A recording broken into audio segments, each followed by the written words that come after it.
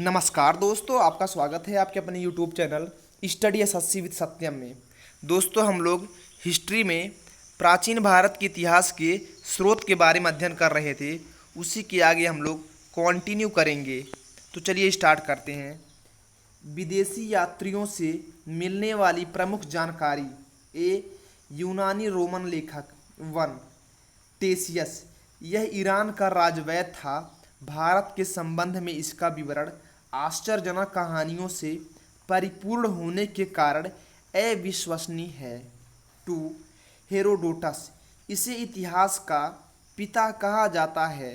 इसने अपनी पुस्तक हिस्टोरिका में 5वीं शताब्दी ईसा पूर्व के भारत फारस ईरान के संबंध का वर्णन किया है, परंतु इसका विवरण भी अनुश्रुतियों एवं अफवाहों पर आधारित है। 3 सिकंदर के साथ आने वाले लेखकों में निरियाकस, आनेसिक्रेटस तथा अरिस्टोबुलस के विवरण अधिक प्रमाणिक एवं विश्वसनीय हैं।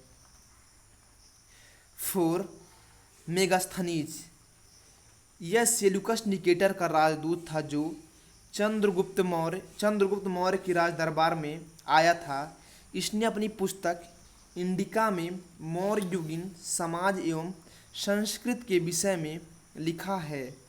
5 डाइमेकस, यह सीरियन नरेश अंतियोकस का राजदूत था जो बिंदुसार के राज दरबार में आया था। इसका विवरण भी मौर्ययुगीन से संबंधित है।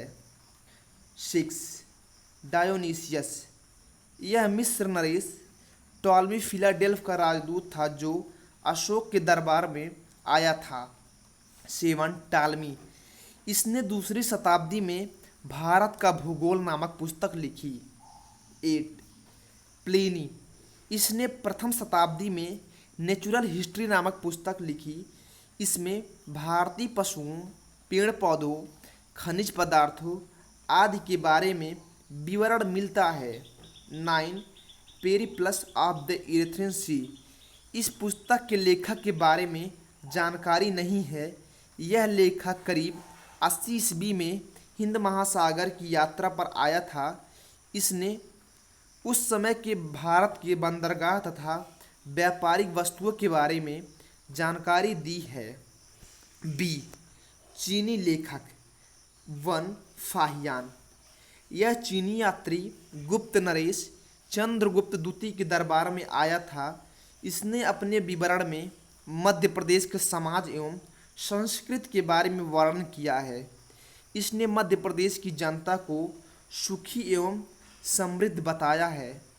यह 14 वर्षों तक भारत में रहा। 2 संयुगन, यह 518 ईस्वी में भारत आया। इसने अपने 3 वर्ष की यात्रा में बौद्ध धर्म की प्राप्तियां एकत्रित की। 3 ह्वेनसांग, यह हर्षवर्धन के शासनकाल में भारत आया था।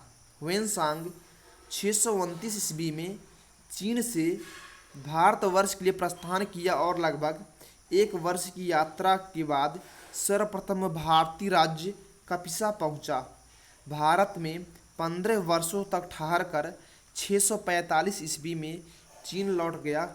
वह बिहार में नालंदा जिला स्थित नालंदा विश्वविद्यालय में अध्ययन करने तथा भारत से बौद्ध ग्रंथों को एकत्र कर ले जाने के लिए आया था।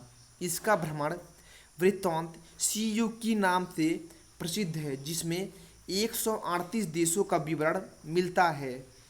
इसने हर्षकालीन समाज, धर्म तथा राजनीति के बारे में वर्णन किया है। इसके अनुसार सिंध का राजा शूद्र था। ह्वेनसांग ने बुद्ध की प्रतिमा के साथ साथ सूर्य और शिव की प्रतिमाओं का भी पूजन किया था। साथियों, एक नोट डाउन कीजिएगा। ह्वेनसांग के अध्ययन के समय नालंदा विश्वविद्यालय के कुलपति आचार्य शीलभद्र थे। यह विश्वविद्यालय बौद्ध दर्शन के लिए प्रसिद्ध था। 4 इत्सिंग, यह 7वीं शताब्दी के अंत में भारत आया। इसने अपने विवरण में नालंदा विश्वविद्यालय, विक्रमशिला विश्वविद्यालय तथा अपने समय के भारत का वर्णन किया है। सी अरबी लेखक अलबरूनी, यह महमूद गजनवी के साथ भारत आया था। अरबी में लिखी गई इसकी कृति किताबुल हिंद या तहकीक ए हिंद भारत की खोज आदि भी इतिहासकारों के लिए एक महत्वपूर्ण स्रोत है।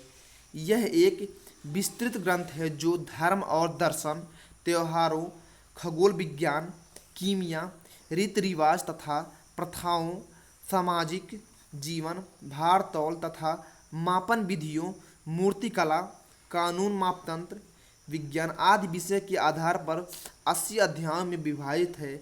इसमें राजपूत कालीन समाज, धर्म, रीति रिवाज, राजनीति आदि पर सुंदर प्रकाश डाला गया है। 2. इब्न बतूता, इसके द्वारा अरबी भाषा में लिखा गया उसका यात्रा वृत्तांत, जिसे रेहला कहा जाता है, 14वीं शताब्दी में भारतीय उपमहाद्वीप के सामाजिक तथा सांस्कृतिक जीवन के विषय में बहुत ही प्रचुर तथा सबसे रोचक जानकारियाँ देता है। 1333 ईस्वी में दिल्ली पहुंचने पर इसकी विद्वता से प्रभावित होकर सुल्तान मोहम्मद बिन तुगलक ने उसे दिल्ली का काजी या न्यायाधीश नियुक्त किया। दोस्तों, इसके आगे हम लोग नेक्स्ट वीडियो में देखेंगे। यदि मेरा वीडियो आप लोग को पसंद हो तो लाइक, सब्सक्राइब, शेयर, कमेंट और बेल आइकन का बटन दबाना ना भूलें। धन्यवाद।